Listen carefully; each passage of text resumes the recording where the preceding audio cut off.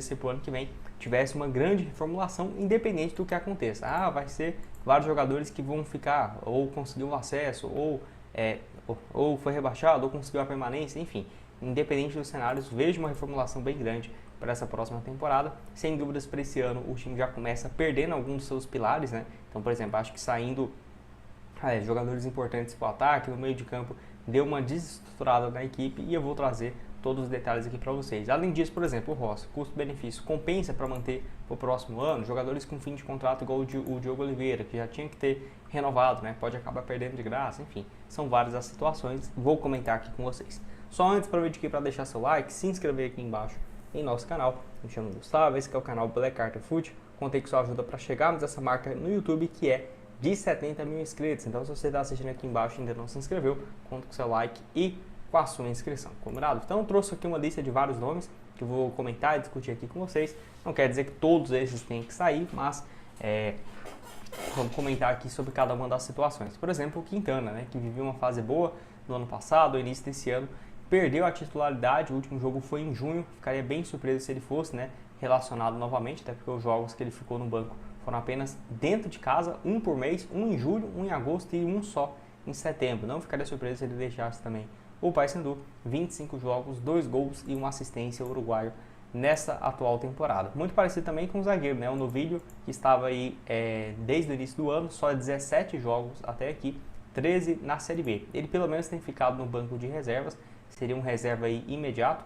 Vinha de uma sequência como titular, né, Avaí, Atlético Paranaense, Vila Nova e o jogo da volta contra o Furacão, mas isso aí em agosto e julho, né, de lá para cá, último jogo 11 de agosto e só tem ficado no banco e não saiu para jogar. Então não ficaria surpreso se ele não continuasse para o ano que vem, apesar de que eu acho que é um jogador que demonstrou, né, ter um bom potencial.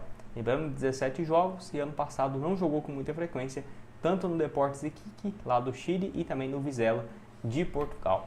Indo para a lateral esquerda, tem um PK que chegou a viver uma boa fase, jogou aí por último no jogo contra o Volta Redonda no início desse mês, né? Então já tem um tempo aí sem atuar e já vinha sendo reserva. 28 jogos nessa temporada e apenas uma assistência, caiu bastante de produção também o lateral esquerdo, que na Série B soma apenas 11 jogos. Pode deixar sua opinião aqui também sobre o jogador que estava por último, né, no Vitória no ano passado, viveu altos e baixos, né? Como está, por exemplo, nesse momento.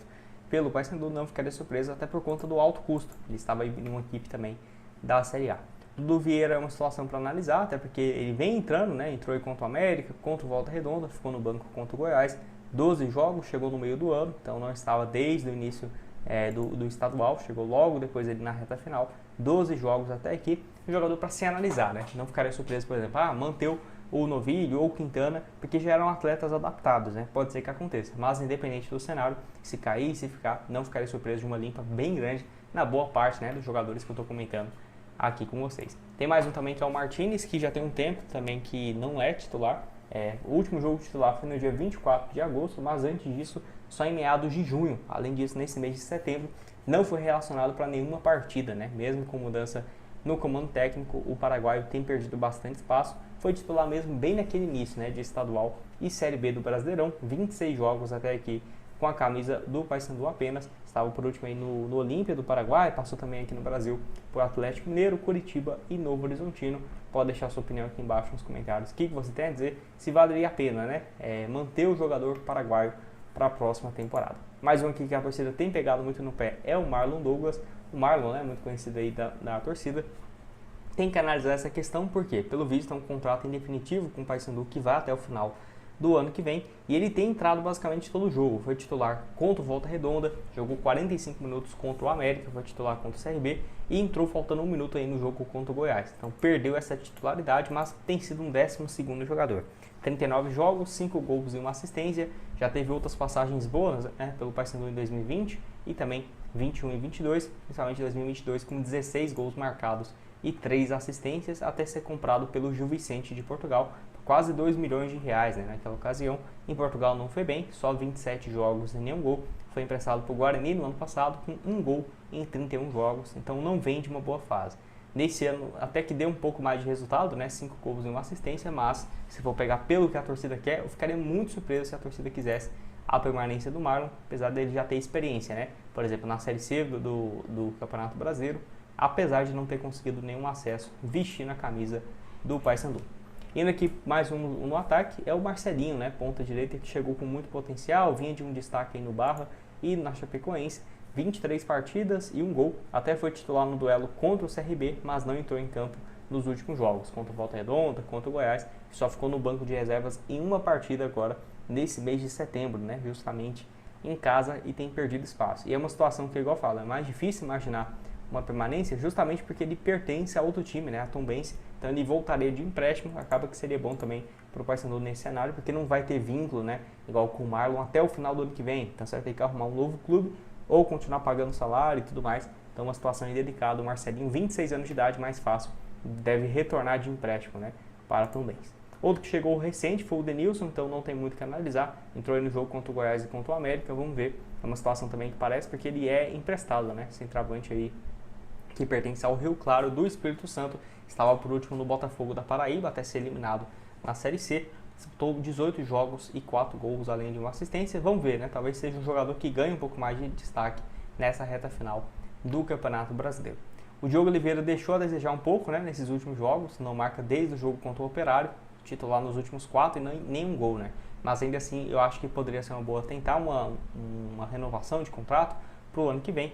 15 jogos, 6 gols, estava aí por último no Plaza Colônia, lá do Uruguai, somou números parecidos, 5 gols em 16 jogos disputados. Ele tem contrato só até o fim do ano, né? Até já tinha trago vídeos aqui para vocês há 2 semanas falando justamente sobre esse cenário, que ele chega no meio do ano e tem contrato só até o final. Então acho que seria uma boa pensar uma renovação para não ter risco de perder o atleta de graça, que vinha de uma fase bem melhor, né? Gol no clássico contra o Remo, depois 2 contra o Curitiba, 1 contra o Amazonas, Atlético Paranaense e Operário, mas em setembro ainda não marcou, independente, né? Acho que seria um baita jogador para continuar ou ir para outra equipe com uma compensação financeira para o Paysandu, porque tem 28 anos, se continuar com uma boa fase, pode acabar tendo uma compensação financeira.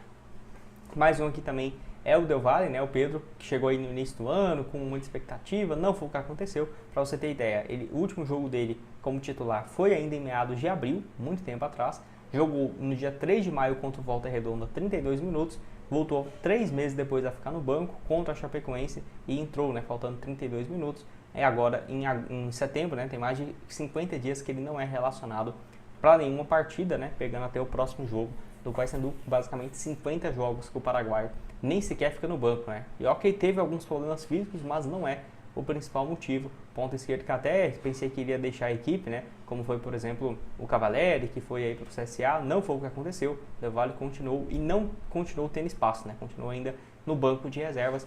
20 jogos e um gol, pode deixar sua opinião aqui embaixo. Os paraguaios não dando certo, né?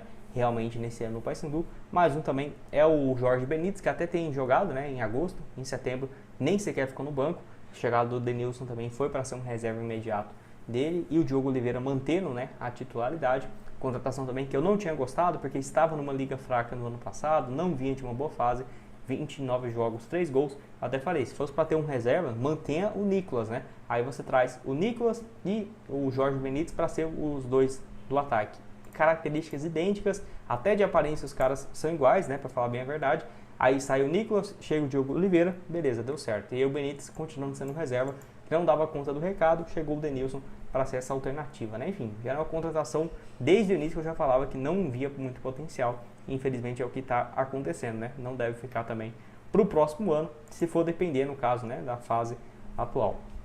Mais um também é o Edinho, tem que analisar essa situação dele, porque ele chegou recente, 3 jogos, pertence ao Fortaleza, mas o contrato já está no fim, encerra agora no final de 2025.